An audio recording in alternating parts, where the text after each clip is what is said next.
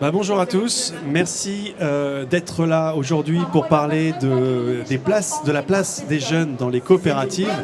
Avec nous pour en parler, nous avons Joël Boueil, vous êtes président des vignerons coopérateurs de France, et Stéphanie Lebègue, membre du conseil d'administration de Jeunes Agriculteurs, et également co-rapporteur d'un texte sur le rapport d'orientation cette année qui a pour thématique la coopération. Alors, pour commencer, une question simple, Joël Boueil. Qu'est-ce qu'une coopérative? Combien est-ce qu'il y a de coopératives en France et comment ça fonctionne? Bonjour, merci pour votre accueil. Alors une coopérative, comment ça fonctionne? Combien il y en a d'abord? Il y a 2100 coopératives en France, coopératives agricoles, toutes filières. Et pour celles que je connais le mieux, les caves coopératives, il y en a 550. Donc un quart de toutes ces coopératives sont des coopératives viticoles. Et donc, c'est des entreprises de territoire qui appartiennent aux agriculteurs et qui travaillent pour les agriculteurs. Et elles sont pilotées par un conseil d'administration, donc des agriculteurs élus par leurs pairs en assemblée générale pour organiser la gouvernance, le fonctionnement de l'entreprise tout au long de l'année. Alors, Stéphanie Lebègue, quel regard vous portez sur la coopération en général ? Alors nous, suite à la tournée un peu régionale qu'on a fait dans les régions, la coopération, on la voit comme la continuité d'une exploitation. Mais sur l'avis qu'on a eu un petit peu de notre réseau, c'est plus comme ça qu'ils l'aperçoivent en fait. Comment ? Suite aux mobilisations qu'il y a pu avoir l'année dernière, en fait, les coopérations comme le mutualisme, c'était plus quelque chose qui pouvait correspondre aux jeunes et ils ne savaient pas non plus exactement ce que ça pouvait leur apporter de s'engager aussi dans les coopératives. Mon collègue Mathias l'a dit tout à l'heure, vous êtes co-rédacteur du rapport d'orientation de cette année qui, par hasard, s'intéresse à la coopération et au mutualisme agricole. Pourquoi ce sujet ? Justement, c'était suite aux mobilisations l'année dernière où on a pu voir quand même qu'on avait quand même des agriculteurs qui manifestaient contre leur coopérative. On a eu aussi des agriculteurs qui ont manifesté contre leur MSA. Et c'est quand même des choses qui ont été créées par les agriculteurs pour les agriculteurs. Et à quel moment on a perdu un petit peu le fil, oui, la gouvernance aussi peut-être qui n'est pas non plus comprise par les agriculteurs. Alors vous faites justement la bonne transition, la gouvernance, on va en parler. Il y a plusieurs thématiques qu'on va aborder durant cette émission.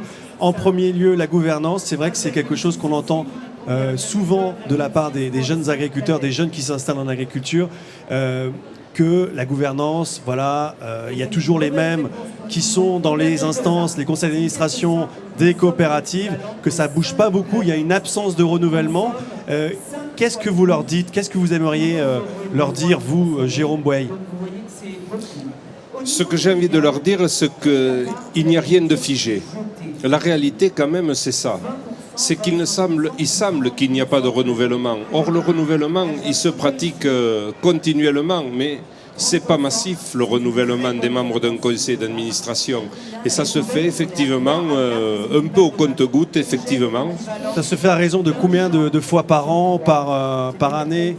C'est-à-dire qu'un administrateur, le régime normal, c'est qu'un conseil d'administration est renouvelé par tiers chaque année. Et donc un administrateur est élu pour un mandat de 3 ans. Mais un administrateur peut renouveler son engagement et être réélu. Il n'y a pas de durée réellement. Tant qu'il se réengage, il peut à nouveau être administrateur. Et donc effectivement, le renouvellement ne se fait pas très vite. Ça, je l'admets. Par contre, je crois que dire que les portes d'un conseil d'administration ne sont pas ouvertes, c'est faux. Parce qu'aujourd'hui, et dans des coopératives et des caves coopératives que je connais, il y a systématiquement, en plus des administrateurs, des auditeurs au conseil d'administration. Donc des membres, certes, qui n'ont pas voix délibérative lorsqu'il y a un vote, mais qui peuvent complètement participer à la vie du conseil d'administration, qui prennent la parole comme les autres et qui sont un peu la pépinière des futurs administrateurs qui seront déjà dans la compréhension du fonctionnement de la coopérative lorsqu'il y aura des places qui vont se libérer et qui sont les premiers à même de pouvoir prendre ces postes d'administrateurs. Ça existe. Et s'il y a des coopératives où ça n'existe pas, effectivement, là j'invite les jeunes ou autres à en parler avec leurs administrateurs pour que cela se crée, pour générer cette population de renouvellement qui est nécessaire. Et souvent, il y a une remarque qui est faite, c'est-à-dire il y a beaucoup de membres qui ont d'autres casquettes, d'où la loi Egalim de 2018. Donc ça pose problème, il y a comment le dire, des conflits d'intérêts. Stéphanie, vous, qu'est-ce que vous réagissez là, sur ce point? Sur la double casquette, Oui. c'est des choses qui sont remontées quand même beaucoup par notre réseau où en fait on se dit membre d'un conseil d'administration de COP, membre d'un conseil de crédit agricole ou des choses comme ça. Et en fait, c'est la double casquette peut plaire, on va dire, à votre ancienne génération. Et justement, où est notre place? Si à un moment donné, vous avez plusieurs places, laissez peut-être la place aux jeunes, surtout dans les coopératives, en fait. Alors, le sujet des doubles casquettes, effectivement, on voit je ne vais pas le nier, ça existe.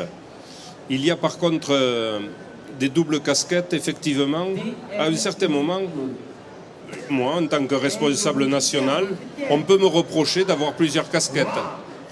Mais si je ne suis pas administrateur de ma coopérative de base à Segmont dans le Gers, je ne peux pas avoir la responsabilité nationale que j'ai aujourd'hui, parce que tout part de là. Et effectivement, j'ai une responsabilité dans ma coopérative qui m'a mandaté et j'ai une responsabilité régionale et puis j'ai une responsabilité nationale. Et effectivement, tout ça, ça en fait des casquettes qui s'empilent. Mais si je n'ai pas la première en bas, je ne peux pas avoir les autres. Alors, effectivement, je partage après le fait d'être dans plusieurs instances. On a aussi, et il ne faut pas le négliger, des gens qui s'engagent beaucoup, qui passent beaucoup de temps. Et on est aujourd'hui dans une société, sans doute qu'on y reviendra aussi après, qui s'individualise de plus en plus. Et ne nous méprenons pas. Des gens qui veulent s'engager, donner du temps pour les autres, continuer à faire vivre leur exploitation, ça ne court pas les rues non plus.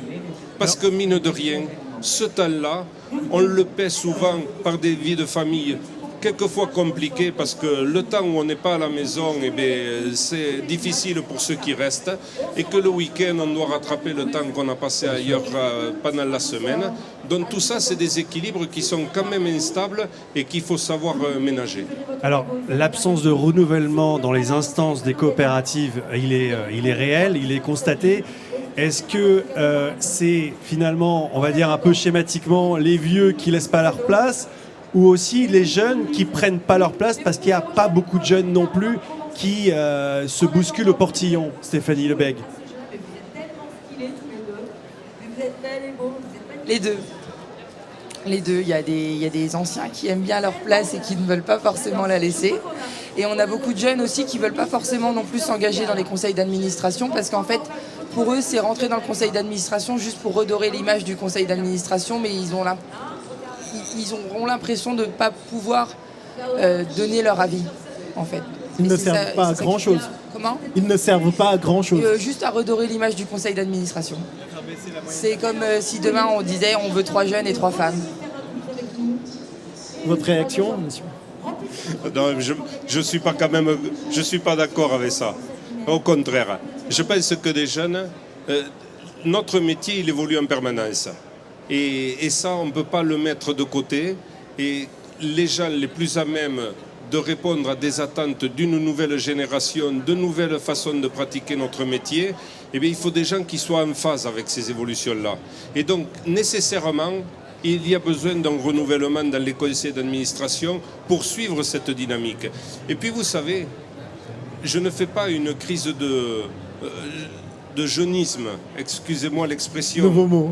Mais un administrateur de coopérative peut amener un vent de fraîcheur à 50 ans, parce qu'il est nouvel administrateur au sein du conseil d'administration. Et ce n'est pas nécessairement un jeune agriculteur par rapport à l'âge. Mais c'est souvent cet apport de paroles nouvelles qui aide aussi à se renouveler dans un conseil d'administration. Et puis après, il y a un autre point qui est le sujet de la formation. J'allais en venir. Alors, Quelle est la place de la formation dans les coopératives? Parce que je me dis, si les jeunes ne sont pas assez impliqués, c'est peut-être parce qu'ils ne sont pas assez formés. Monsieur. Mais alors, je suis un premier fervent défenseur de la formation. Et on en parlait il y a quelques minutes avec ma voisine avant d'être sur ce plateau. Dans ma cave coopérative, on fait des entretiens individuels des administrateurs. Le président organise un entretien individuel des administrateurs. Et par rapport au sujet de la formation, la plupart des administrateurs disent « Quand je suis parti en formation, ça m'embêtait. J'y partais en traînant les pieds, j'avais l'impression que j'allais perdre du temps. » Et bien maintenant que cette formation est passée, eh bien je suis heureux de l'avoir faite. Ça m'a permis de rencontrer d'autres administrateurs, d'autres coopératives, dans d'autres filières, de parler d'autres sujets que ceux qu'on aborde tous les jours. Et aujourd'hui, je suis le premier promoteur pour dire que chaque fois qu'un auditeur rentre au sein du conseil d'administration, il doit commencer par suivre cette formation pour mieux appréhender ce rôle d'administrateur, justement. Est-ce que les formations sont obligatoires? Par exemple, dans votre coopérative à vous, est-ce qu'elle est obligatoire? Est-ce qu'elles sont obligatoires? Non, la formation n'est pas obligatoire. Par contre, le conseil d'administration doit obligatoirement proposer des formations à chaque administrateur chaque année. Et donc après, il y a des disponibilités, il y a l'âge, il y a l'envie aussi de progresser dans ce conseil d'administration qui font que les gens n'y vont ou n'y vont pas, ou en suivent plus ou moins. Mais en tout cas, moi c'est un encouragement que je fais pour que les gens participent. Et quand ils sont formés, ils peuvent aussi participer aux discussions et aux échanges du conseil d'administration et ne pas être juste là pour faire du quota. Justement. Parce qu'ils se sentent plus légitimes. Stéphanie Lebègue, est-ce que les formations devraient être obligatoires? C'est un mot que j'aime beaucoup, le mot obligatoire.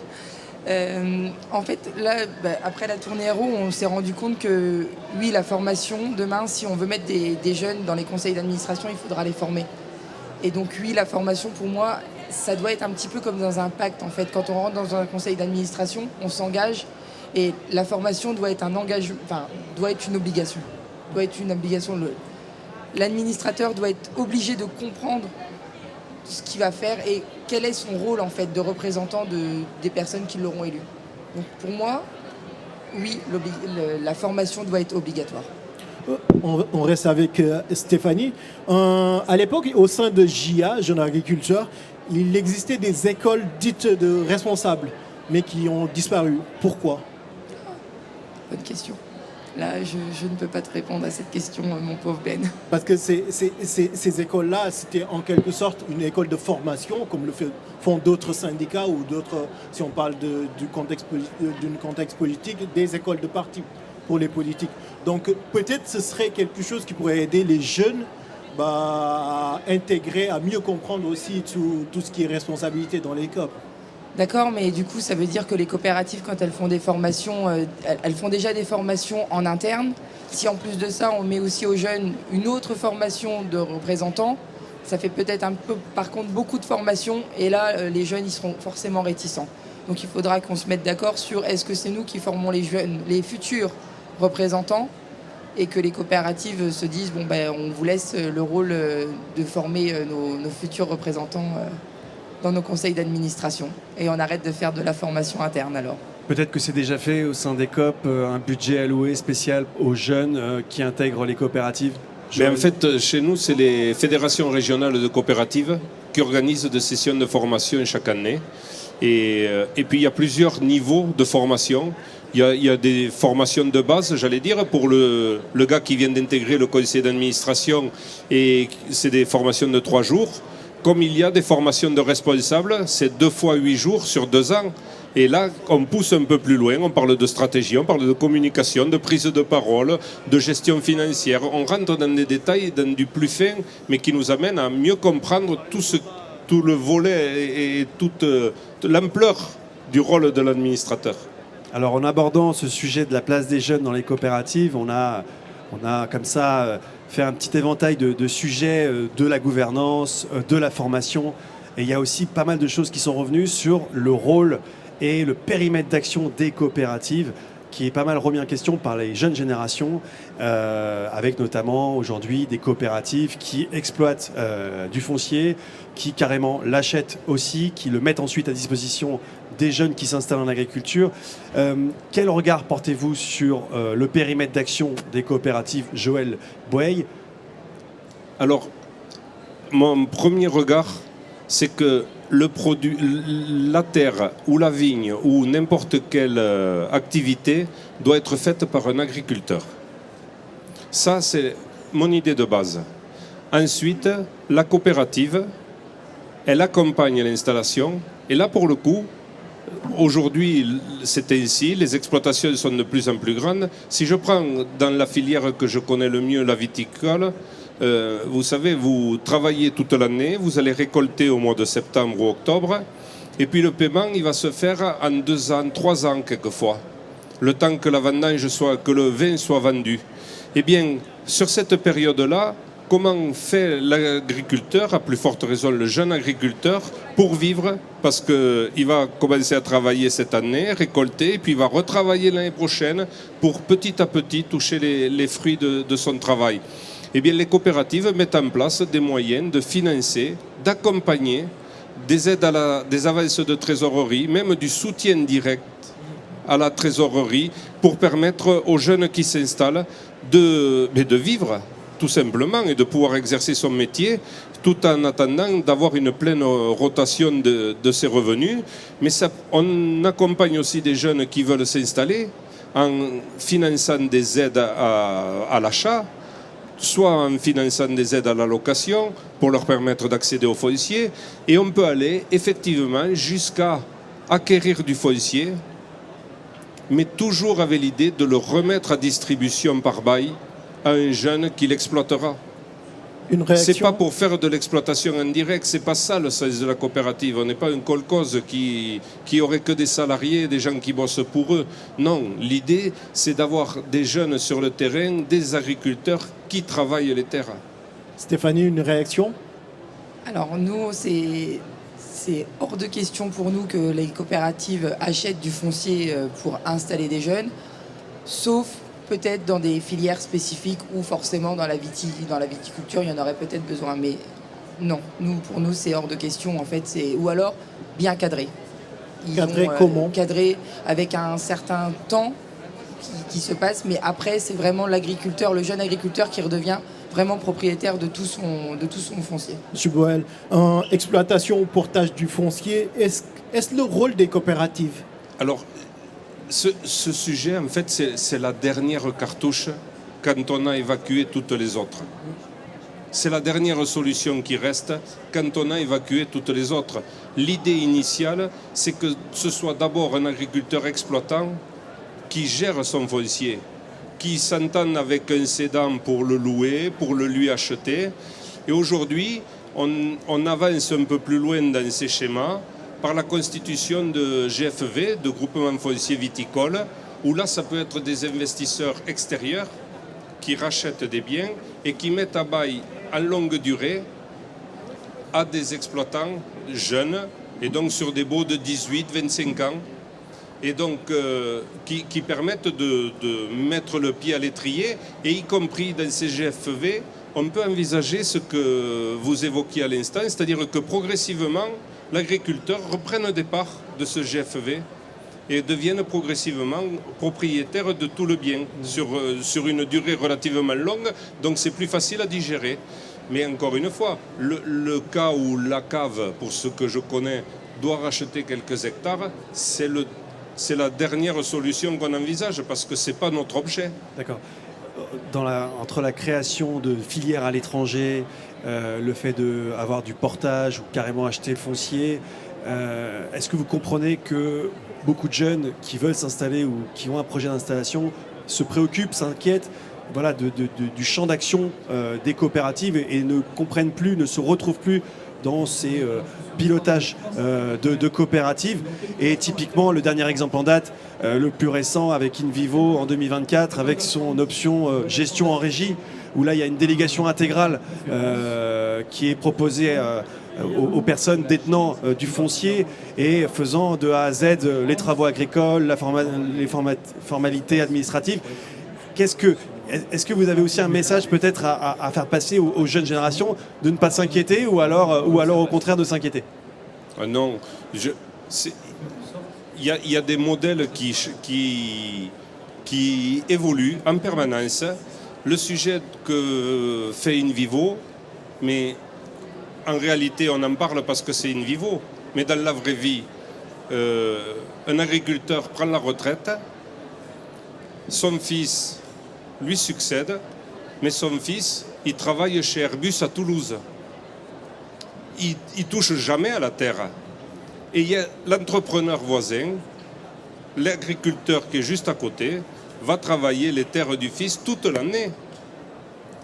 On en parle parce que c'est InVivo, mais la réalité c'est que ça se pratique sur le terrain tous les jours, partout en France, ces choses-là. Et c'est peut-être un jeune agriculteur, l'entrepreneur à côté, qui, pour le coup, va profiter de l'aubaine de pouvoir amortir un matériel supplémentaire sur des surfaces qu'il n'exploitait pas avant. Donc ces choses-là, il ne faut pas les caricaturer non plus. Elles existent, ça fait partie de l'évolution. Et après, il y a quand même une façon d'aborder la réflexion vis-à-vis de la coopérative qu'il faut bien prendre en compte. La coopérative, elle appartient aux agriculteurs. Et dans la façon dont vous en parlez, la coopérative est une entreprise tierce. Non, justement, là pour le coup, j'ai plutôt tendance à dire, reprenez la main, les jeunes, les moins jeunes, tous ceux qui se sentent loin des coopératives.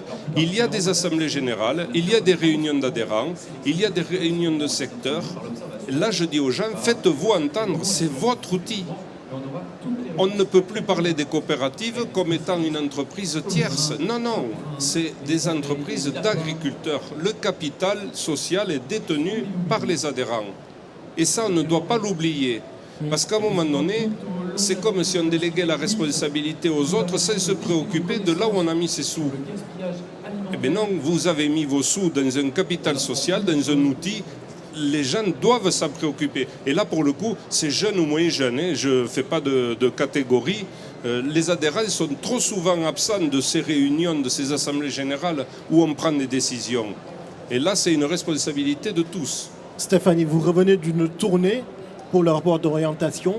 Est-ce que vous avez un retour sur ce point-là des jeunes agriculteurs? Suite à nos auditions, on s'est quand même rendu compte aussi qu'on avait beaucoup d'agriculteurs qui ne participaient pas non plus à la vie active de la coopérative. Ils n'étaient pas présents en assemblée générale, ils n'étaient pas non plus présents lors de réunions de secteurs ou autres.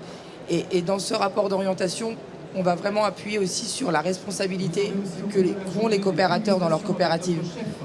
On veut bien les entendre grogner contre leur COP.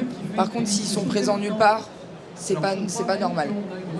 Donc, remettre un petit peu aussi le rôle, les droits et le devoir du coopérateur et le droit et le devoir de la coopérative aussi qu'elle doit avoir sur ses coopérateurs. C'est principalement un petit peu notre rapport d'orientation va être principalement tourné là-dessus. Joël Boy, vous avez parlé de sous, et les sous, Dieu sait que c'est important. Comment ça se passe concrètement, la rémunération au sein d'une COP quand on est membre associé coopérateur? Pour qu'on puisse un petit peu avoir une idée de, voilà, quand une coopérative fait des bénéfices, comment est-ce que ça se rétribue ensuite au sein de la coopérative? Mais, en fait, quand on a une coopérative à gérer, on récolte, pour ce que je connais de la viticulture, donc on a récolté des raisins en 2024, là, à l'automne. Et puis on fait le vin. Et après, on va faire en sorte de vendre ce vin. Nous, on le met en bouteille. Donc on le met en bouteille et on le commercialise. On a tout le réseau commercial pour aller sur les marchés. Et en fait, les vignerons, ils sont rémunérés sur 3 ans, suivant les appellations, sur 1 an ou sur 2 ans ou sur 3 ans, via des acomptes trimestriels. Et au 20 décembre, on fait le solde de la campagne. Donc, Pour des côtes de Gascogne IGP, les vignerons vont toucher des acomptes tout au long de l'année et au 20 décembre, on va leur solder la récolte en fonction du résultat de la coopérative. Donc ça, c'est au niveau de la commercialisation Oui, des productions oui. et de tous les autres bénéfices annexes réalisés par la coopérative, les coopératives. C'est quoi des bénéfices annexes? Je ne sais pas, quand par exemple elle crée des filiales à l'étranger et quand il y a de la plus-value créée, comment ça se passe après pour la rétribution? Mais tout ça, ça remonte en fait dans le compte global de la coopérative qui va dégager. Alors, il y a la part réalisée. Là, il y a une comptabilité propre à la coopérative réalisée avec les adhérents coopérateurs qui donne un résultat à la fin de l'année. Et ensuite, il y a des filiales qui sont souvent fiscalisées, qui ont un statut, c'est plus des coopératives, dès lors qu'elles sont à l'étranger, parce que la coopérative, elle a un territoire d'action qui est bien délimité sur une carte, donc en France, là où est la coopérative.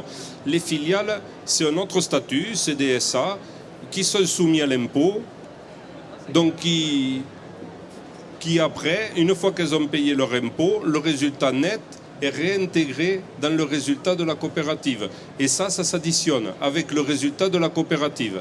Mais en général, pour ceux que je connais du fonctionnement de la coopérative, en fait, le résultat, c'est celui qu'on décide de faire. Parce que soit on décide d'avoir un résultat à plus 10 €, et puis en fait, on a mis avant, on a plutôt rémunéré les adhérents au maximum pour consommer toute la disponibilité qu'il y avait, pour juste faire un résultat symbolique. Ou alors, si on se dit que l'année prochaine, on doit faire un gros investissement qu'on a planifié, et bien là, on va faire en sorte de se garder un résultat un peu plus gros, donc redistribuer moins aux adhérents pour préparer la somme nécessaire à l'investissement qu'on fera l'année après. Mais ça, c'est de la gestion d'entreprise. Bien sûr. Et c'est le genre de choses qu'on explique aux adhérents aussi en Assemblée Générale. Parmi les adhérents, les jeunes, Stéphanie, je vous ai vu secouer la tête. Est-ce que les jeunes sont satisfaits des revenus ou quelle est votre réaction par rapport à ça? Non, ils sont pas forcément satisfaits de leurs revenus de coopérative. Alors attention, tout le monde ne nous a pas dit qu'ils étaient anti-COP non plus. Mais on va revenir sur les filiales où je pense, c'est aussi une demande aussi de notre réseau de mettre de la gouvernance aussi, un conseil d'administration, que ça soit surveillé par des agriculteurs et pas forcément par le directeur. Donc les filiales vont aussi, je pense, à un moment donné, dans notre rapport d'orientation, l'histoire sera de dire on veut que les agriculteurs aient la main et aussi une visibilité de ce qui se passe avec leur argent. C'est quelque chose qui me va complètement, je vous rassure. Alors, il y a des filiales en France, il y en a à l'étranger. On voit de tout comme type de filiale. C'est pas le problème, mais je partage complètement le fait que ceux qui pilotent à la gouvernance soient des agriculteurs, tout à fait. Merci à tous les deux. On arrive au terme de cette émission, de ces échanges passionnants. J'espère que ça vous plaît. S'il y avait un mot, un vœu que vous souhaiteriez partager aux jeunes, vous, si je me tourne vers vous, Joël Boeil, pour qu'on puisse améliorer, qu'ils puissent avoir plus de place dans les instances des COP et avoir plus de pouvoir décisionnel, on va dire, pour que demain les COP aillent aussi peut-être répondre davantage à leurs attentes, lequel serait-il, Joël Boeil? Je crois que les coopératives sont le meilleur outil pour accompagner des jeunes dans leur installation, dans leur épanouissement personnel en tant qu'agriculteur. Je le reste intimement persuadé. Il y a sans doute de la méconnaissance ou de l'incompréhension sur certains sujets. Et donc on a besoin de se parler davantage, on a besoin de les associer davantage à notre fonctionnement. Mais je reste quand même au fond de moi persuadé intimement qu'on a le bon outil pour que des jeunes agriculteurs s'éclatent dans leur métier. Stéphanie Lebègue. Et moi, j'espère qu'à la fin de notre rapport d'orientation, quand il sera, j'espère aussi validé par tout le réseau, on donne envie aux jeunes de rentrer dans les coopératives et dans la gouvernance et se rendre compte aussi que le rôle de coopérateur, ça peut être très bien aussi pour la localité. Merci à tous les deux d'avoir participé à cette émission. Je remercie la coopération agricole nous avoir permis d'animer l'émission. Merci Sabri en particulier. Et merci à toi Ben Dienne d'avoir co-animé avec moi cette émission. Merci.